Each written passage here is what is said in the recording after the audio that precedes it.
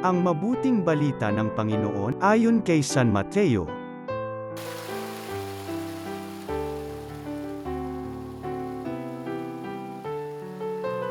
Noong panahong yun, samantalang nagsasalita si Jesus, may dumating na isang pinuno ng mga Hudyo.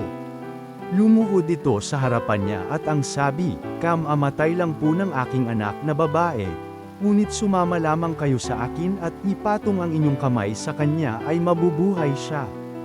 Tumindig si Jesus at sumama sa kanya, gayon din ang kanyang mga alagad. Sumunod din ang isang babaeng may 12 taon ng dinudugo. Lumapit ito sa likuran ni Jesus at hinipo ang laylayan ng kanyang damit. Sapagkat sinabi niya sa sarili, "Mahipo ko lang ang kanyang damit ay gagaling na ako." Gumaling si Jesus at pagkakita sa kanya ay sinabi, "Anak, lakasan mo ang iyong loob. Pinagaling ka ng iyong pananalig." Noon di gumaling ang babae.